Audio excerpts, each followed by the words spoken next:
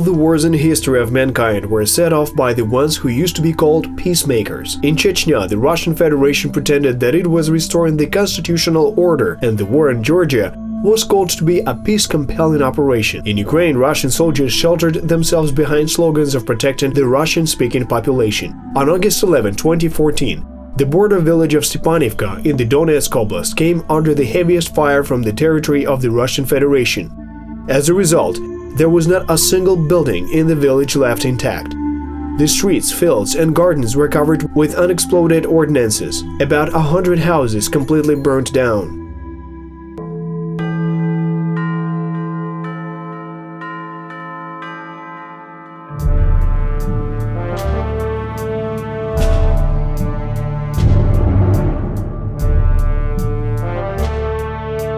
This is the 16th series of the film about the ATO, the history of war. We're trying to figure out the course of the anti-terrorist operation in the east of Ukraine and its causes and effects. What does Russia have to do with this? And how the aggression of the Russian Federation against Ukraine can affect the lives of people living in Western Europe.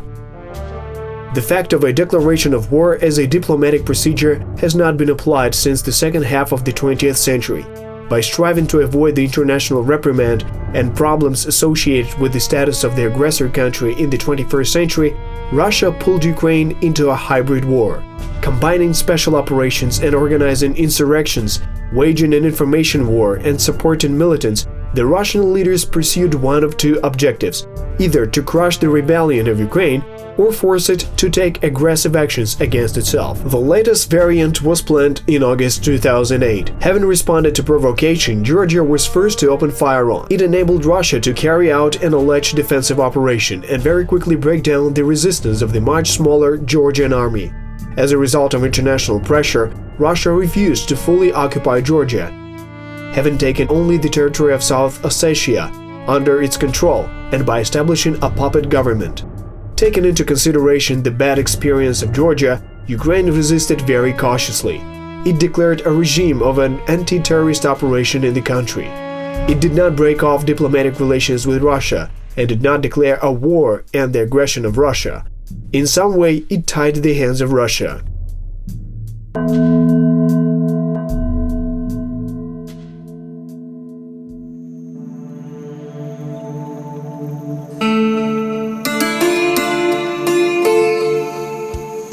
In early August 2014, despite local successes, militant groups were on the brink of defeat. The Luhansk Oblast was almost surrounded. In their turn, Ukrainian troops took measures to surround Donetsk. All the actions resulted in automatic isolation of Horlivka. The fighting continued in Miusinsk, on the outskirts of Ilovaisk and Hrabske. On August 12th, the Ukrainian army liberated the villages of Korsun, Verkhnya Krinka, Monakhovo, and Krynichne. Soldiers of volunteer subdivisions also liberated Vuhledar, Pervomaisk, Luhansk Oblast, Kamyshevaha, Kalinove, and the city of Vuhlehorsk. The representatives of the headquarters of the Luhansk People's Republic said units of the 30th and 95th Brigades were surrounded near Antratsit. Later, Russian propagandists called this a wandering boiler. These allegedly surrounded subdivisions continued to fulfill a task of raids, despite the fire resistance of Russian-led militants. In its turn, the DPR headquarters made a more serious statement. The militants confirmed that they had prepared about 200 armored vehicles to launch a counterattack near Donetsk. They said that all the vehicles had been repaired and returned to the front. The next day, the divisions of the 18th Separate Motorized Rifle Brigade from Khankala crossed the border and engaged in battle near the village of Stepanovka. If earlier only military equipment belonging to this brigade was found, its soldiers were seen here after August 13th.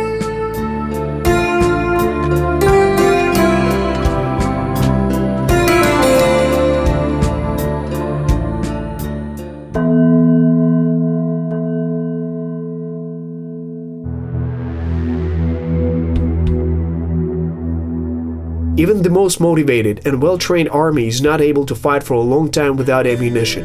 The problem of the low motivation of the marginal militia forces can easily be resolved by bringing in regular Russian troops. It can be declared to the whole world that all the militants simply bought the same uniform in some shop.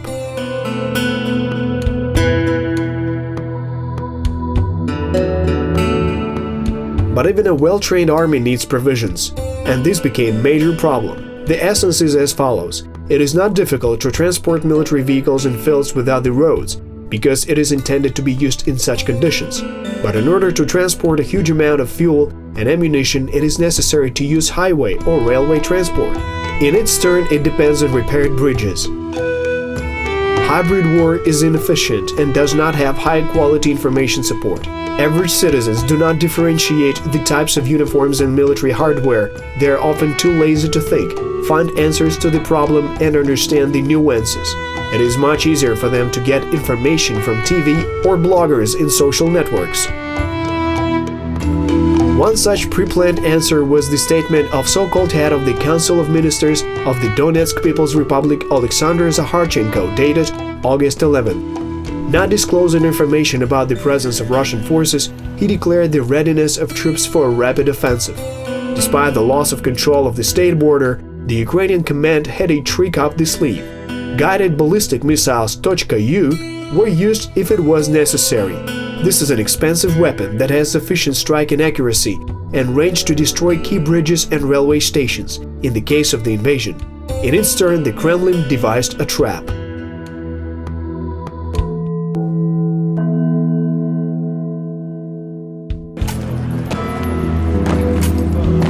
Already on August 11th, Russian President Vladimir Putin announced about the dispatching of a so-called humanitarian convoy to Ukraine. It was a large convoy of trucks, which were allegedly loaded with food and medicine for civilians that suffered due to the war. Delivery of this humanitarian aid was agreed with the Red Cross organization and the Ministry of Foreign Affairs of Ukraine. It was expected that the column would cross the border in the Kharkiv Oblast and be inspected by Ukrainian customs officers. The mere fact of the convoy formation was widely covered by the press, and military trucks used for this purpose were especially repainted in white. The very next day, 280 trucks left Novominsk, the suburbs of Moscow. According to the Russian side, they were loaded with food, medicines, and diesel generators. However, it did not provide an accurate list of the cargo in the container. The initial plan was to cross the border in the Kharkiv Oblast and the inspection of every vehicle for weapon transportation. After that, it was planned to supplement the Russian convoy with Ukrainian trucks, with humanitarian aid and a joint transit to Luhansk. But everything turned out not as it was initially planned.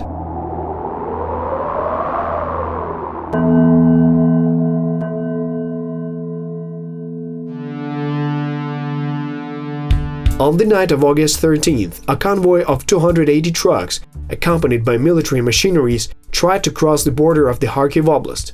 But this attempt was blocked on a diplomatic level, and the convoy moved south to cross the border in a zone that was not controlled by Ukraine. On the same day, the Ukrainian army liberated the village of Pisky in the suburbs of Donetsk and the Hirske-Popasnyansky district. In their turn, the Russian troops attacked the border settlements Stepanovka and Marinovka. While firing on the Luhansk airport, the Russian forces made a mistake and hit the village of Peremozhne, thus injuring many innocent and peaceful civilians.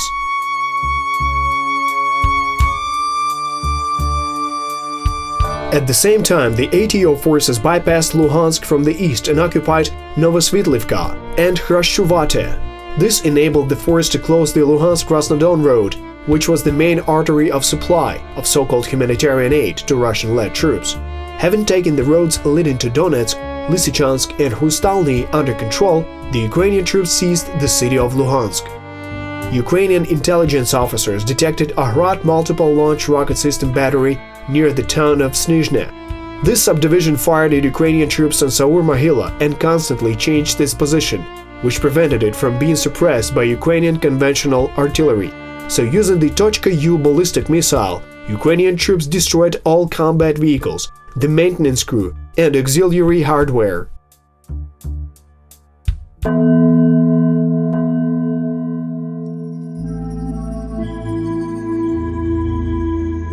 On August 14th, the so-called humanitarian convoy stopped near the Kamyansk-Shakhtinsky checkpoint. For some unknown reasons, the number of vehicles of the humanitarian convoy reduced to 262.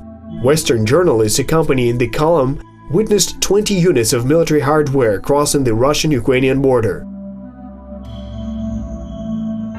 Having seized what was left of the provincial town of Stepanovka, Russian-led militants attempted to storm the town of Ambrosievka, where the explosive storages were located.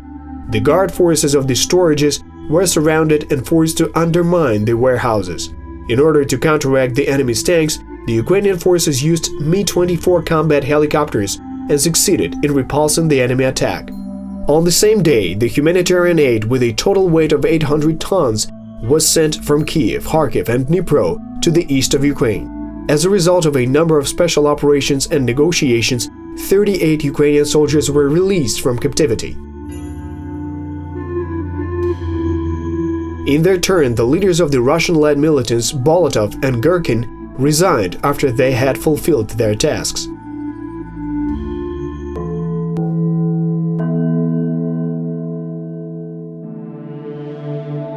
On August 15th, journalists were allowed to inspect some trucks of the humanitarian convoy.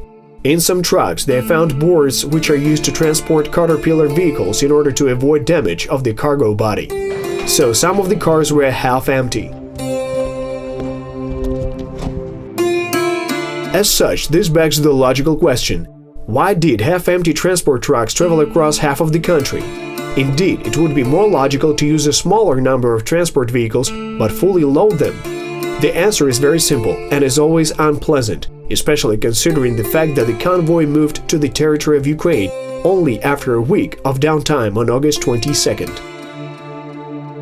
Hastily repainted tracks in white were used to supply ammunition to Russian troops to the territory of Ukraine.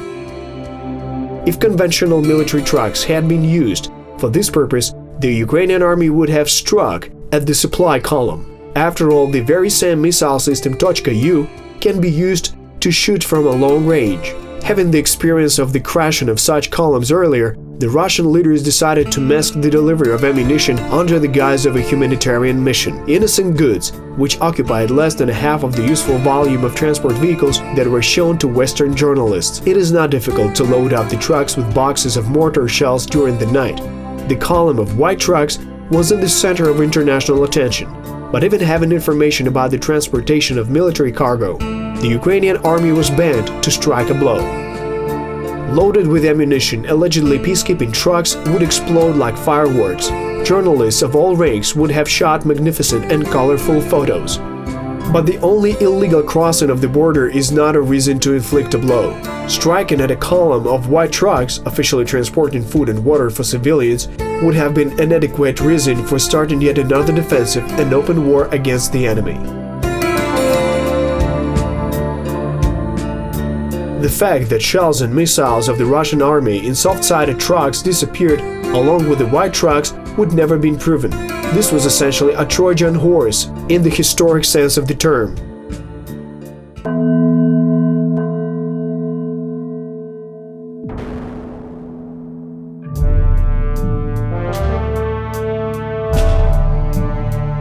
On August 16th, the city of Zhdanivka was liberated.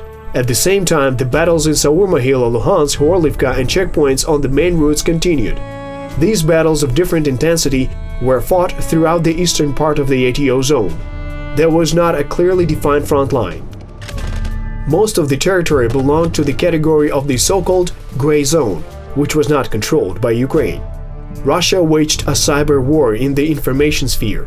Militants declared about the killing of 200 Ukrainian soldiers only during one day on August 16th. As noted earlier, this was nothing more than an attempt of the invaders to intimidate the enemy.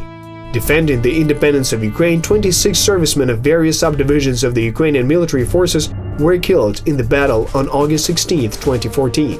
The names of each of them, as well as the circumstances of their death, have been documented, and everyone can find this information on the internet.